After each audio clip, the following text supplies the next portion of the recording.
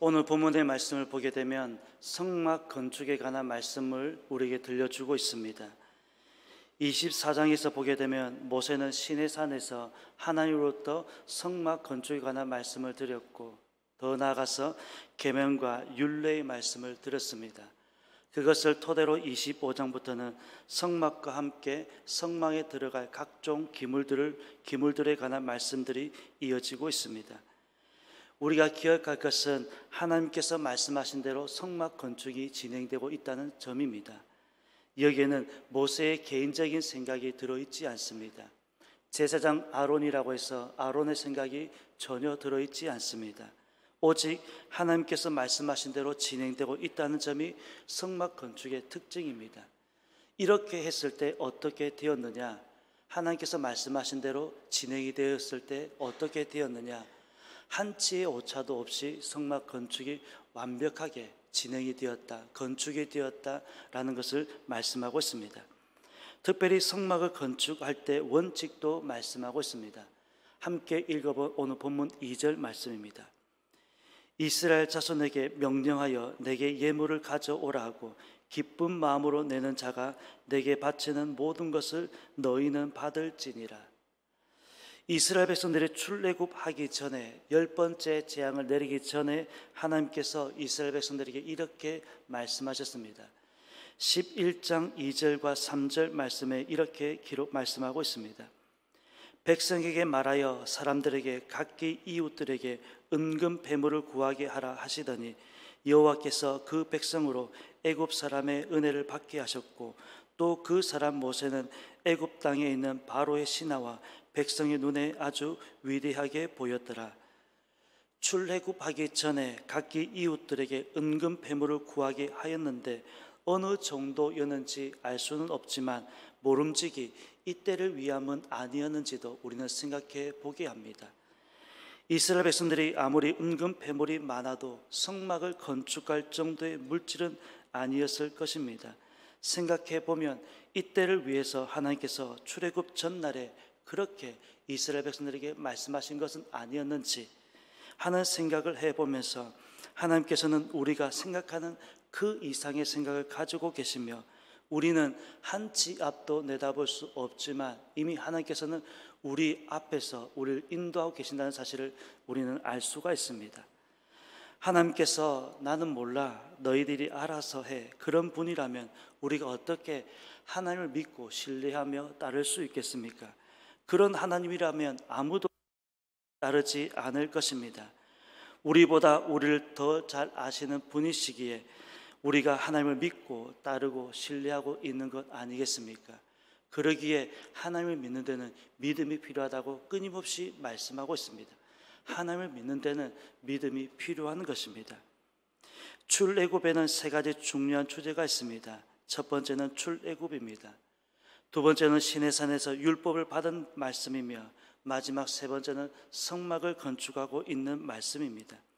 특별히 25장 이후부터는 성막과 함께 성막에 들어갈 각종 기물들을 말씀하는 것을 볼 때 성막 건축이 출애굽기에서는 매우 중요한 주제임을 알 수가 있습니다.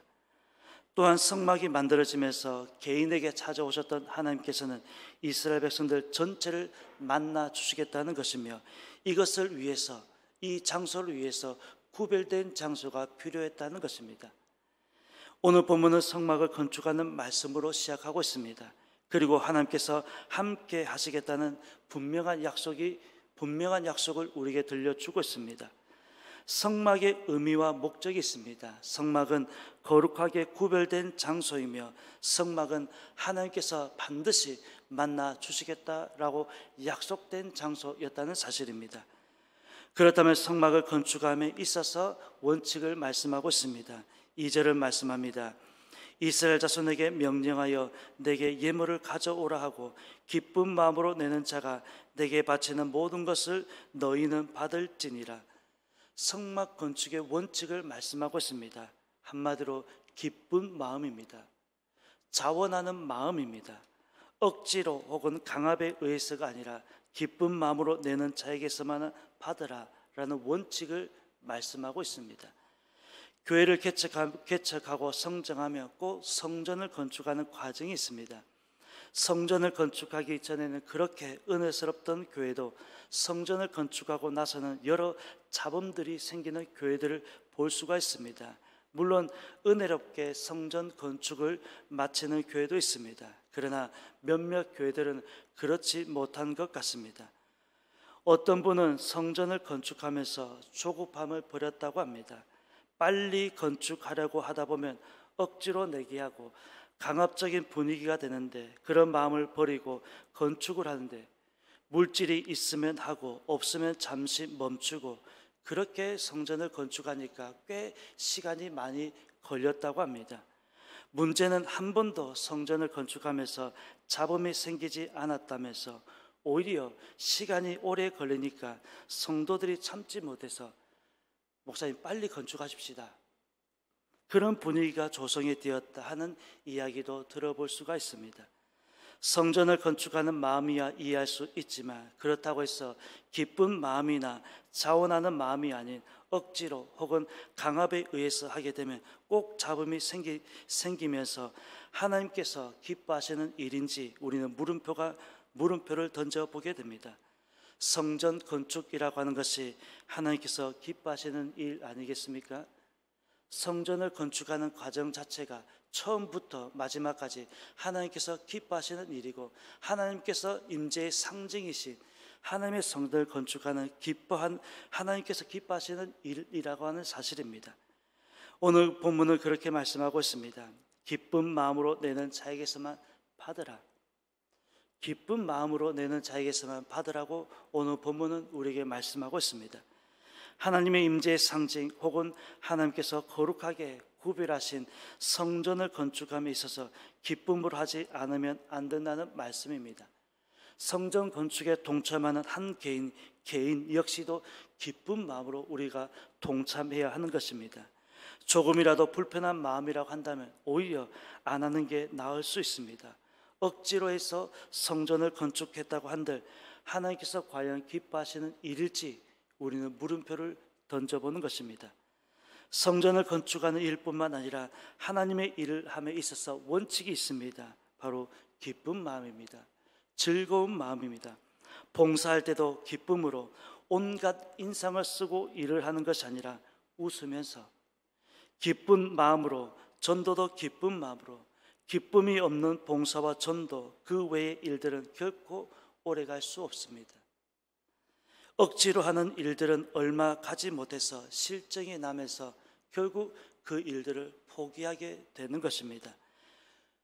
여러분들이 더 잘 알지 않겠습니까? 결론적으로 보면 성전을 건축하고도 남았다는 것입니다. 결코 모자라지 않았다는 것입니다. 기쁜 마음으로 내는 자에게서만 받아도 성전을 건축하고도 남았다는 것을 출애굽기 결론을 가서 확인할 수가 있습니다. 시간이 조금 더 걸려서 그렇지 성전 건축은 다 되었습니다.